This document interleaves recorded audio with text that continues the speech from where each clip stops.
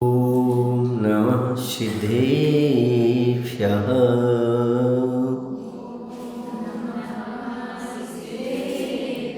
ॐ नमः सिद्धेभ्यः।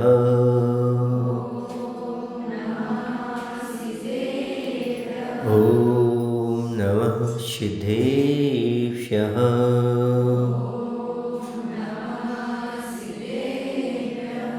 बोले देवादेव श्री महावीर भगवान की। आचार्य उदय होमेश्वर विद्यासागर जी महाराज की। आचार्य समय सागर जी महाराज की।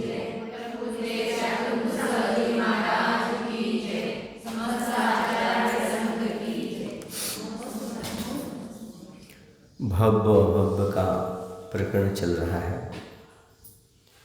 भव्य कौन होता है? जिसमें रत्नत्रय प्राप्ति की योग्यता हो वह भव्य होता है, और जिसमें रत्नत्रय प्रकट करने की योग्यता न हो उसे अभव्य कहते हैं।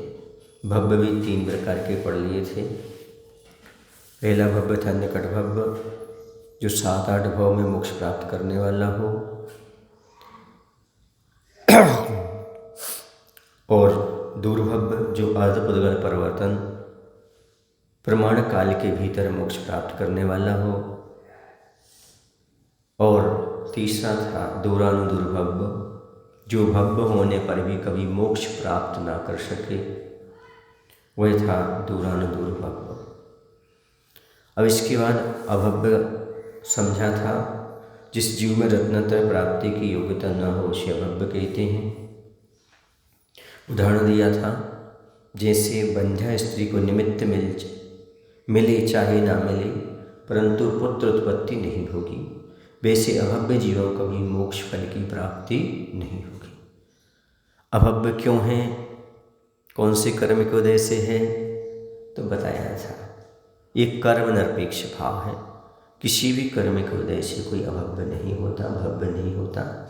जैसे जीव कर्म निरपेक्ष भाव है, अजीव कर्म निरपेक्ष भाव है, उसी प्रकार से भव्य भी कर्म निरपेक्ष भाव हुआ करता है। आखिरकार अगला प्रश्न है, क्या भव्य कभी अभव्य हो सकता है और अभव्य कभी भव्य हो सकता है?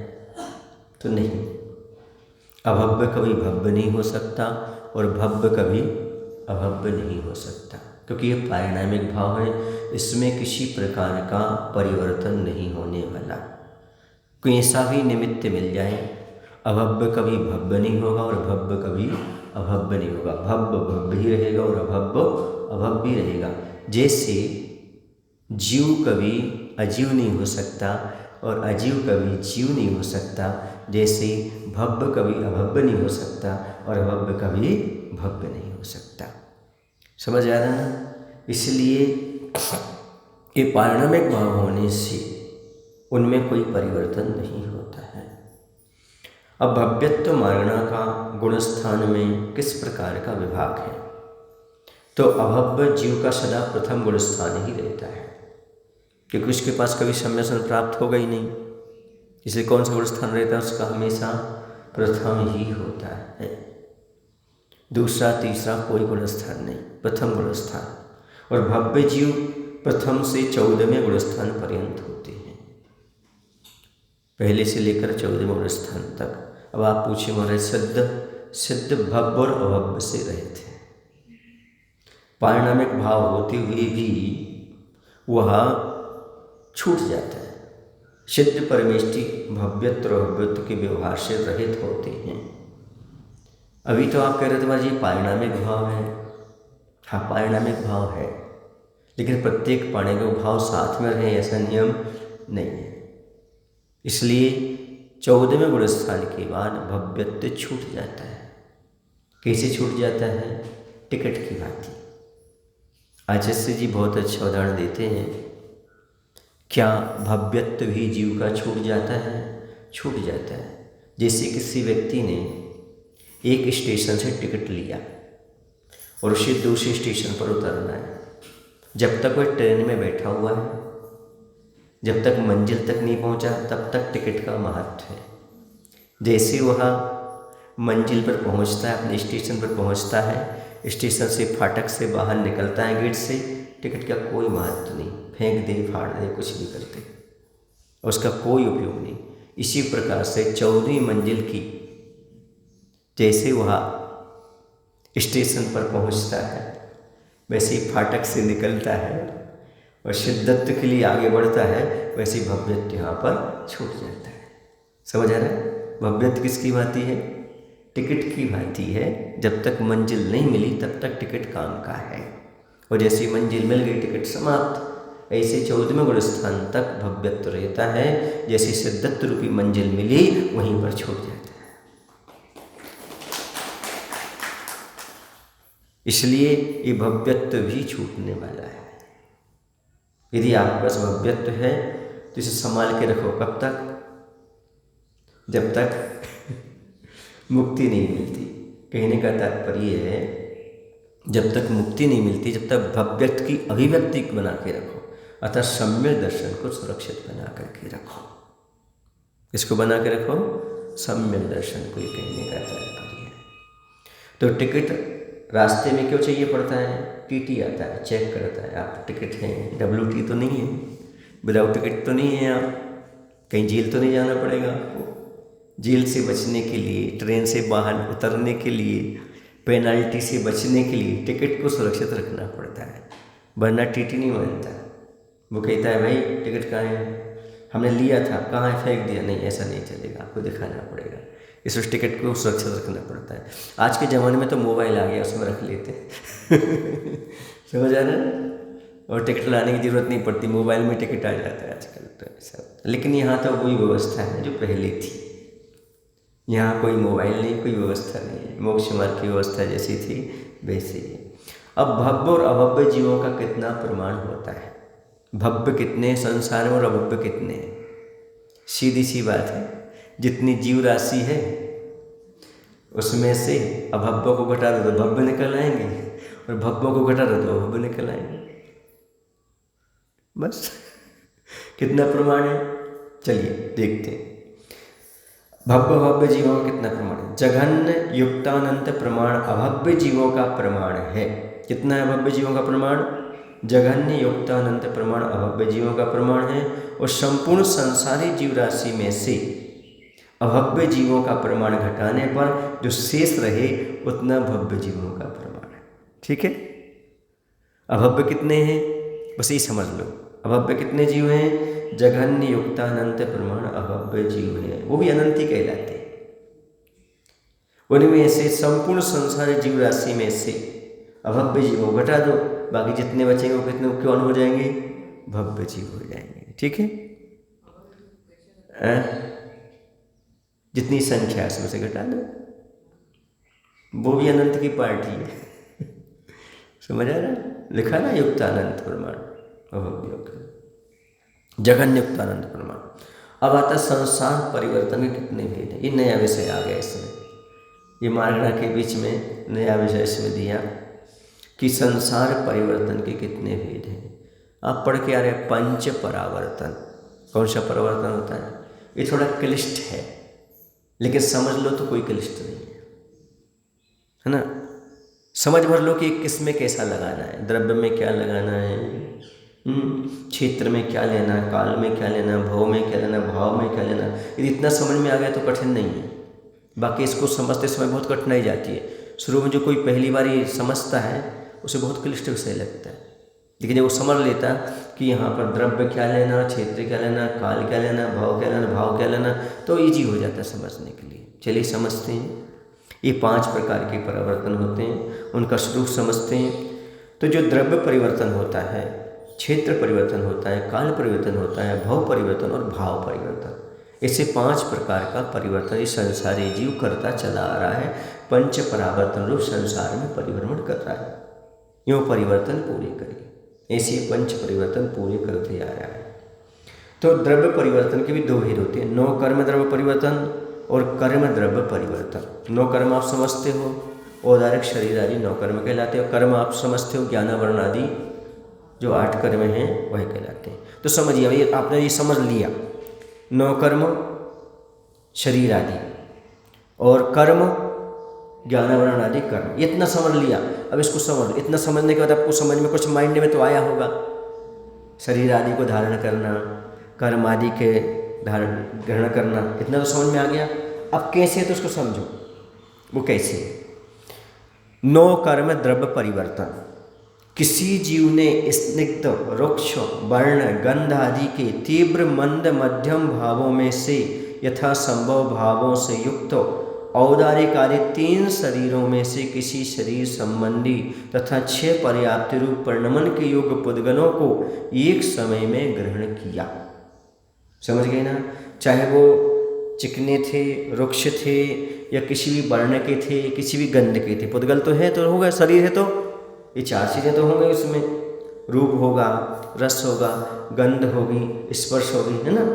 तो इसमें से किसी भी रूप में उसने तीव्र, मंद, मध्यम भावों में से यथासंभव भावों से युक्त औदारिक आदि 3 शरीरों में से किसी शरीर संबंधी तथा 6 पर्याप्त रूप परिणमन के योग्य और पर्याप्ति के परिणमन के योग्य जो पुद्गलों को एक समय में ग्रहण किया। कितने समय में?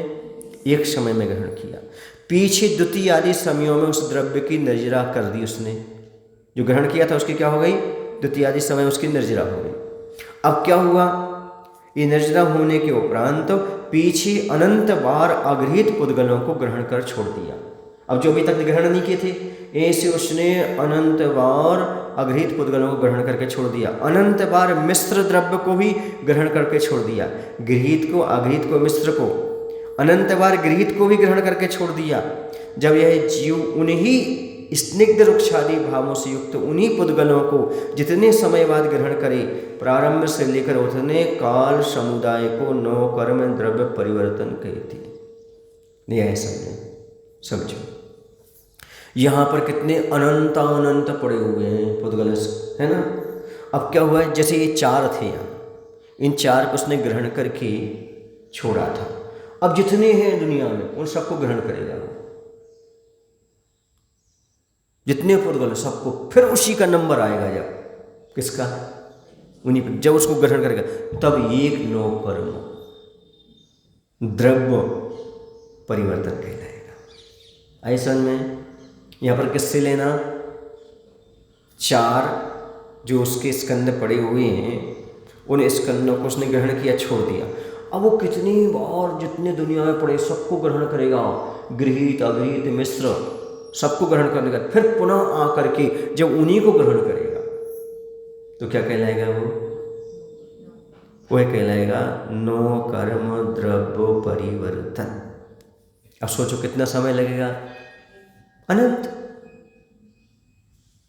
अब इसके बाद कर्म द्रव्य परिवर्तन। कर्म द्रव्य परिवर्तन कैसे आएगा?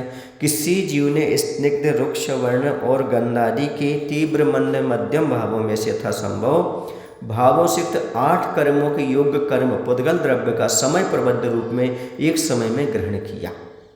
समय प्रबद्ध समझते हो?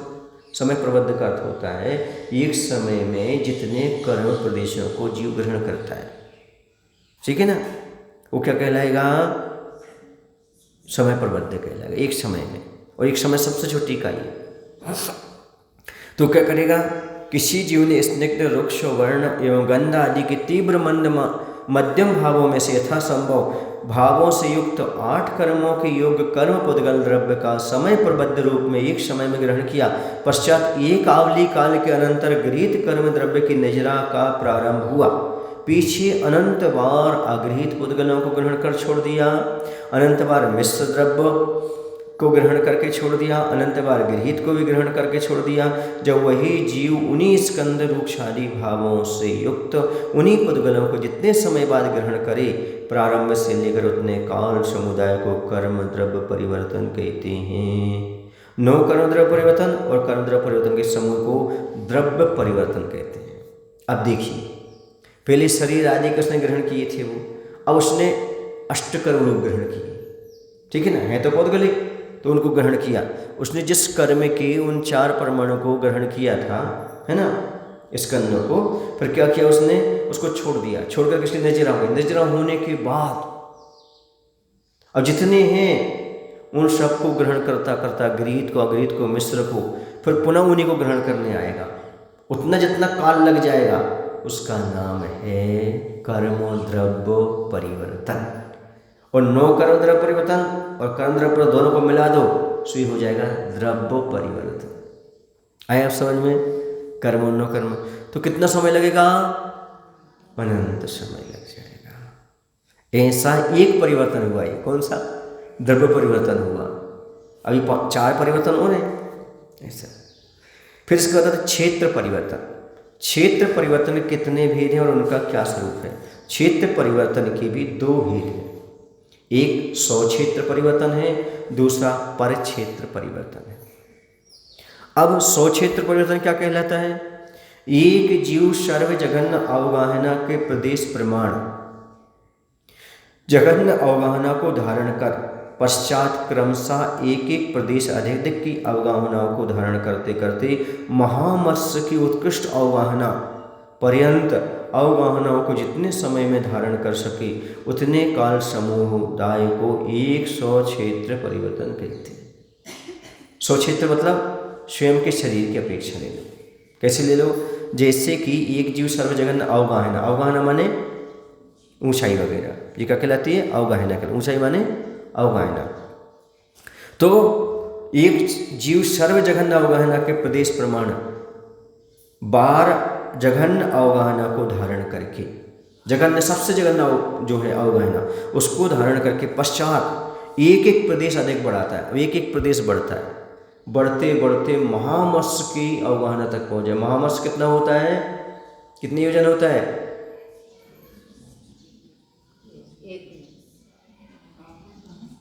1000। सुन रहे आप लोग कि नहीं? तो इतने तक पहुंच जाए। इतने पहुंचने पर जो होता है वह है पहुंच एक एक प्रदेश बढ़ता है मात्र उसका। कितना बढ़ता है? एक एक प्रदेश बढ़ता है और इतनी अवगाहना तक पहुंच जाए, समझ, उसका नाम है 106। जितना समय लगे उसमें पहुंचने में, ऐसा नहीं कि एक ही भाव में बढ़ रहा है, नहीं, उसको छोड़ करके फिर दूसरा फिर तीसरा ऐसे धारण करते करते अब बीच में वही पुनः आ सकती है दूसरी। जैसे उसने ये अवगाहना छोटी थी, इसको ग्रहण किया था, बीच में उसने 5 समय बढ़ गया, फिर पुनः दूसरी में आ गया, फिर तीसरी में आ गया, वो नहीं काउंट होंगी। अब वो और बढ़ते बढ़ते बढ़ते बढ़ते जब क्रम क्रम क्रम क्रम से बढ़ जाएगा, वहाँ तक पहुँचेगा, तब वो माना जाएगा। समझ गए ना? उसके बाद ओ ही आए, उसके बाद फिर वो ही आए, उसके बाद ओ आए, ऐसे बढ़ते बढ़ते बीच में और कोई अवगाहना ग्रहण कर लेगा, वो नहीं आएगा। उतना काल लेते जाओ। फिर ऐसा नहीं कि किसी ने यहाँ पर जन्म लिया है ना, छोटी अवगाहना, फिर बीच में वह पार कर गया, बहुत लंबी अवगाहना पहुँच, ऐसा नहीं होगा। वो नहीं तो तो बहुत जल्दी पहुँच जाएगा, नहीं, फिर वो द्वितीय में आएगा, फिर तृतीय में आएगा, ऐसा आकर के पूरा जब क्रम करेगा तब जा कर के क्या होगा? वहाँ एक क्षेत्र परिवर्तन कहलाएगा। लेकिन ये कौन सा कहलाएगा? स्वक्षेत्र परिवर्तन। अब परक्षेत्र परिवर्तन क्या है? कोई जघन्य अवगाहना का धारक सूक्ष्म निगोरिया लब्ध्य पर्याप्तक जीव सुदर्शन मेरु के नीचे अचल रूप से स्थित लोक के अष्ट मध्य प्रदेशों को अपने शरीर का आधार बना करके उत्पन्न हुआ। पीछे वही जीव उसी रूप से उसी स्थान में दूसरी तीसरी बार उत्पन्न हुआ। इसी तरह घनांगुल के असंख्यात भाग प्रमाण जघन्य अवगाहना के जितने प्रदेश हैं उतनी बार उसी स्थान पर क्रम से उत्पन्न हुआ और श्वास के 18वें भाग प्रमाण क्षुद्र आयु को भोग भोग कर मरण कर प्राप्त हुआ। पीछे एक एक प्रदेश के अधिक क्रम से जितने काल में संपूर्ण लोक को अपना जन्म क्षेत्र बना ले उतने काल समुदाय को एक परक्षेत्र परिवर्तन कहते हैं। एक कोई सबसे छोटी सूक्ष्म अवगाहना होती है सूक्ष्म निगोरिया जीव की, घनांगुल के संख्यात भाग प्रमाण। तो उसने कहाँ जन्म लिया?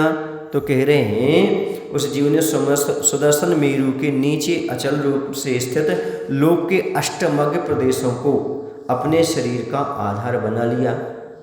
पीछे वही जीव उसी रूप से उसी स्थान में दूसरी तीसरी बार उत्पन्न हुआ, वहीं पर जाकर के।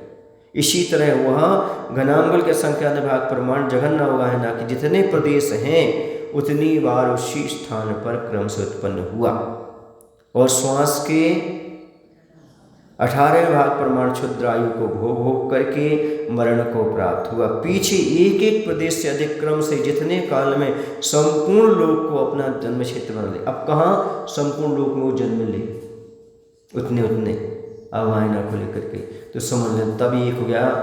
क्या होगा ये समझो, काल समुदाय जितना समय लगे एक पर क्षेत्र परिवर्तन करेगा। 100 क्षेत्र पर क्षेत्र दोनों मिलाकर क्या हो जाएंगे, क्षेत्र परिवर्तन हो जाएंगे। समझ में आ रहा? सबका अनंत ही है। कितना है? अनंत ही मान के चलो इसका। अब काल परिवर्तन, काल परिवर्तन क्या कहलाता है? कोई जीव उत्सर्पणी के, उत्सर्पणी अवसर्पणी होता कि नहीं होता, तो उत्सर्पणी के प्रथम समय में पहली बार उत्पन्न हुआ। कहाँ हो रहा है? चूंकि काल की गणना की जा रही है तो समय से लिया जाएगा। कोई जीव उत्सर्पणी के प्रथम समय में पहली बार उत्पन्न हुआ, इसी तरह दूसरी बार दूसरी उत्सर्पणी के दूसरे समय उत्पन्न हुआ। इसी क्रम से उत्सर्पणी और अवसर्पणी के 20 कोड़ा कोड़ी सागर के जितने समय हैं उनमें क्रमशः उत्पन्न हुआ तथा इसी क्रम से मरण को प्राप्त हुआ। इसमें जितना काल लगे उतने काल समुदाय को ये काल परिवर्तन कहते हैं। अब जैसे कोई उत्सर्पणी के प्रथम समय में उत्पन्न हुआ, प्रथम उत्सर्पणी काल के प्रथम समय में, अब मरण करके वो अन्य जगह होगा, वो काउंट नहीं होगा। अब वो जब आकर के दूसरे समय में उत्पन्न होगा, फिर और कहीं जन्म ले ले, वो नहीं, वो समय तो जुड़ेगा पर इसमें काउंट नहीं होगा।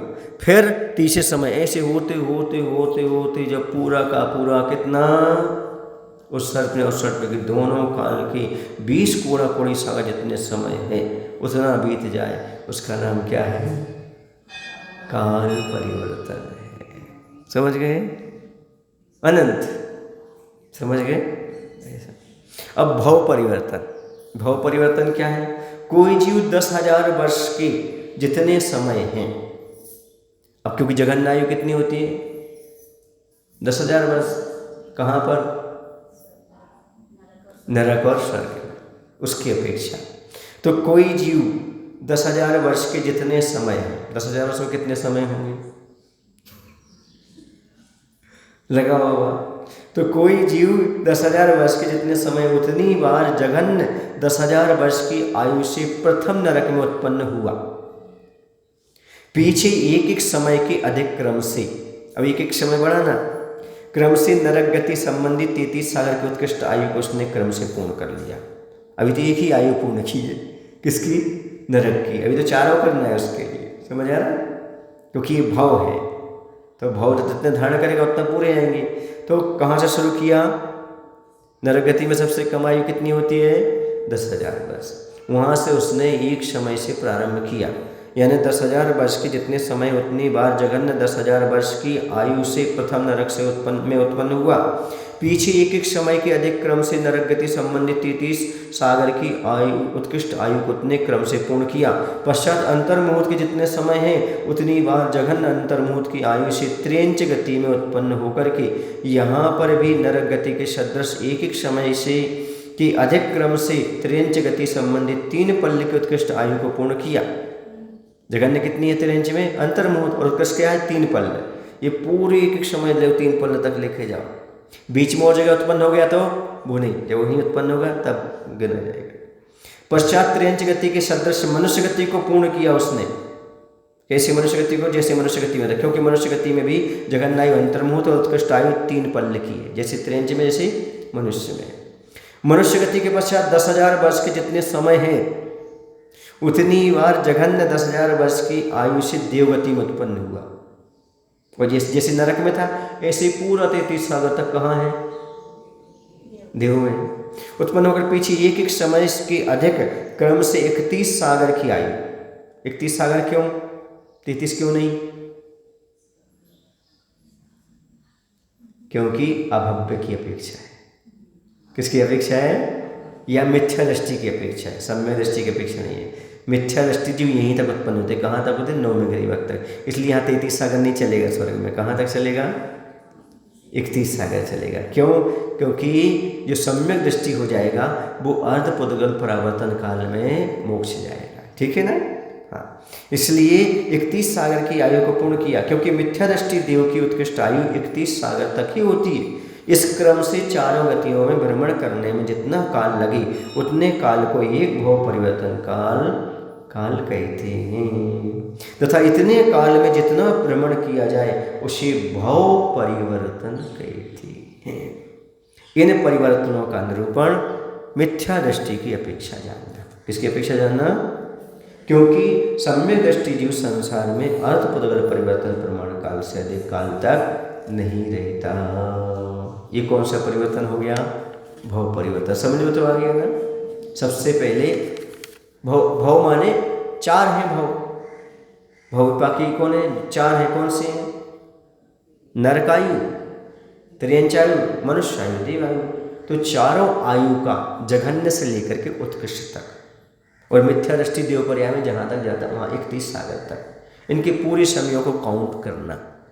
समझ आ रहा है ना? और उत्पत्ति वहाँ जहाँ जहाँ समय हुई है पूर्ण कर ले, तब वह क्या कहलाएगा? एक भव परिवर्तन। आपको आश्चर्य लग रहा है ये सब करके आए हैं अपन,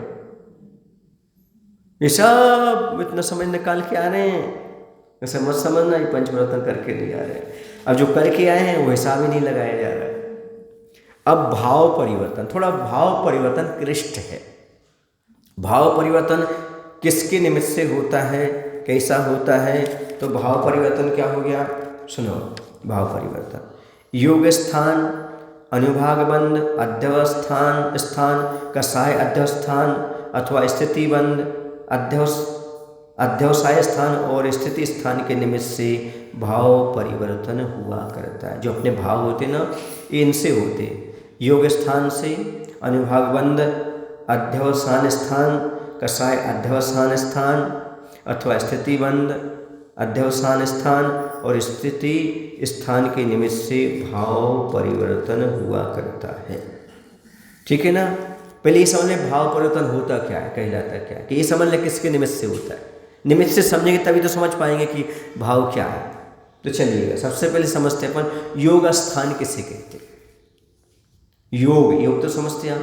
तो योग स्थान किसे कहते हैं? प्रकृति और प्रदेश बंध के कारणभूत आत्मा के प्रदेश परिस्पंदन रूप जो योग के तारतम्य रूप स्थानों को योग स्थान कहते हैं, क्योंकि योग के माध्यम से और कषाय के माध्यम से बंध होता है।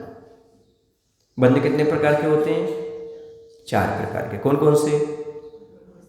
प्रकृति, प्रदेश, स्थिति और अनुभाग। जो प्रकृति और प्रदेश बंध होता है वो योग के माध्यम से होता है। प्रकृति और प्रदेश योग के माध्यम से, स्थिति और अनुभाग बंध कषाय के माध्यम से होता है। ठीक है ना? तो यहाँ पर चूंकि अपन पढ़ रहा है योग स्थान, तो योग स्थान जो पढ़ रहा है प्रकृति और प्रदेश बंध के कारणभूत आत्मा के प्रदेश परिस्पंदन रूप योग के तारतम्य रूप स्थानों को योग स्थान कहते हैं। इसमें कौन से 2 रहेंगे? प्रकृति और प्रदेश बंध। उसके जो कारणभूत आत्मा में परिस्पंदन होता है आत्मा के प्रदेशों में, उसको योग स्थान बोलेंगे। अब अनुभाग बंध अध्यवसान स्थान किसे कहते हैं? तो जिन कषायों के तारतम्य रूप स्थानों में अनुभाग बंध होता है, क्या होता है? अनुभाग बंध होता है, उनको अनुभाग बंध अध्यवसाय स्थान कहते हैं। अब इसके बाद आता है तुम्हारा स्थिति बंध अध्यवसाय स्थान किसे कहते हैं? स्थिति बंध के कारणभूत कषाय परिणामों को स्थिति बंध अध्यवसाय स्थान कहते हैं। स्थिति स्थान किसे कहते हैं? तो बंध रूप कर्म के जघन्य आदि स्थिति को स्थिति स्थान कहते हैं। नहीं है समझ में? अब देखिएगा अपने यहाँ क्या चीज़ है? स्थिति है, अनुभाग है और प्रदेश और प्रकृति है। ठीक है ना? प्रदेश और प्रकृति किससे बनेगी? योग के माध्यम से। अनुभाग और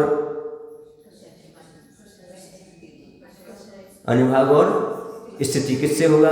कषाय से होगा। देखिएगा जो प्रदेश और प्रकृति योग से होगी तो योग स्थान कहलाएगा। अब जहाँ पर अनुभाग अध्यवसाय स्थान आ जाएगा उनमें जिन कषाय आ जाएगी यहाँ पर, तो जिन कषायों के तारतम्य स्थानों से अनुभाग बंध होता है, क्या होता है? अनुभाग बंध होता है, उनको अनुभाग बंध अध्यवसाय स्थान कहते हैं। जिन कषाय के तारतम्य स्थान जो होते हैं उनसे बंध हो रहा है अनुभाग बंध, उसको बोलते हैं अनुभाग बंध अध्यवसान स्थान। फिर स्थिति बंध तो इसका स्थिति से लगा लो, उसका अनुभाग से था स्थिति। तो स्थिति बंध के कारणभूत कषाय परिणामों को स्थिति बंध अध्यवसाय स्थान कहते हैं। ठीक है। अब स्थिति स्थान कैसे कहते हैं? बंध रूप कर्म की जघन्य आदि स्थिति को स्थिति स्थान कहते हैं। जो स्थिति बनती ना जघन्य उत्कृष्ट आदि, ये क्या कहलाएगी? ये स्थिति स्थान कहलाएगा। ऐसा में जहाँ पर प्रकृति और प्रदेश बंध के कारणभूत आत्मा में परस्पंदन करने की इच्छा हो, योग हो, उसको कहते हैं योग स्थान कहते हैं। जिन कषायों के तारतम्य रूप स्थानों से अनुभाग होता है उसे अनुभाग बंध अध्यवसान स्थान कहते हैं। और जिनसे स्थिति बंध के कारणभूत कषाय परिणामों को स्थिति बंध अध्यवसान स्थान कहते हैं। स्थिति स्थान कैसे कहते हैं? बंध रूप कर्मों की जघन्य स्थिति को स्थिति स्थान कहते हैं। समझ गए ना? इतना। अब इनके माध्यम से भाव परिवर्तन होता है। समझे? भाव ही तो है, प्रदेश प्रकृति रूप है ना, और स्थिति अनुभाग रूप। तो इनमें कैसे होता है तो सुनो। श्रेणी के असंख्यात भाग प्रमाण योग स्थानों के हो जाने पर एक अनुभाग बंध अध्यवसाय स्थान होता है। कितना होगा? सबसे पहले अनुभाग बंध लिया। क्या लिया? अनुभाग बंध अध्यवसान स्थान। ये कैसे होता है? श्रेणी के असंख्यात भाग प्रमाण योग स्थानों के जब हो जाने पर एक होता है। क्या?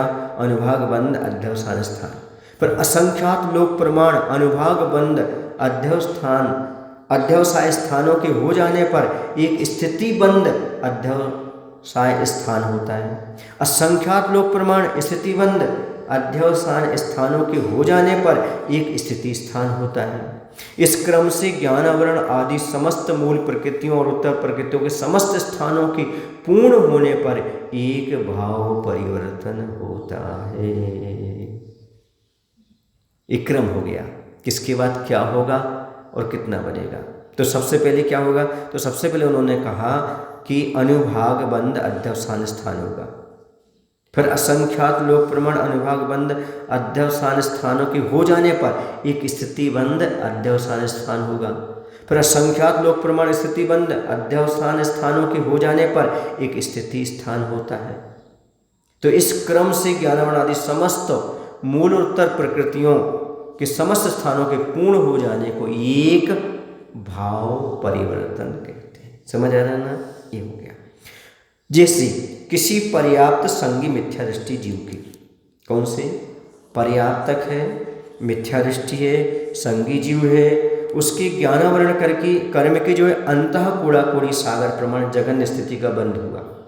ज्ञानावरणी कर्म की अंतः कूड़ा कोड़ी सागर प्रमाण जघन्य स्थिति का बंध होता है। यही यहाँ पर जघन्य स्थिति लेना, ये उसकी जघन्य स्थिति हुई। अतः इसके योग विवक्षित जीव की जघन्य अनुभाग बंध अध्यवसाय स्थान, जघन्य कषाय अध्यवसान स्थान और जघन्य ही योग स्थान होते।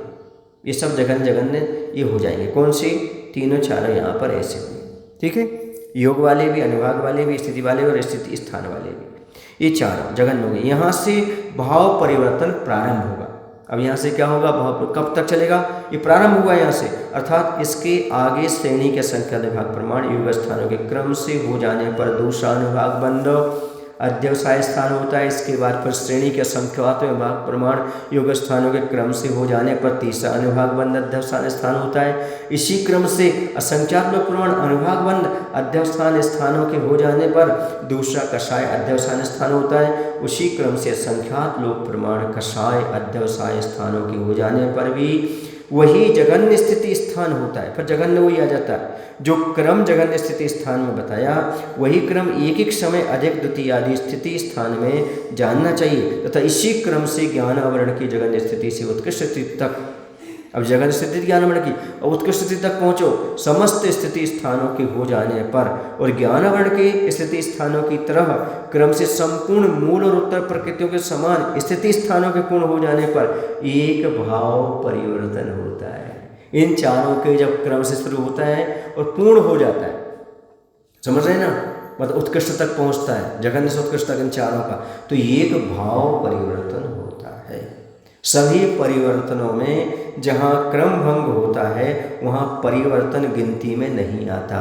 मैंने बताया ना, क्रम भंग हुआ तो परिवर्तन में नहीं आता, पुनः प्रारंभ से गिना जाता है। समझ लो जैसे किसी जीव ने नरक में 10,000 वर्ष की आयु ली, ठीक है ना। अब इसके बाद किसी ने एक सागर की ले ली, तो वो नहीं गिना जाएगा।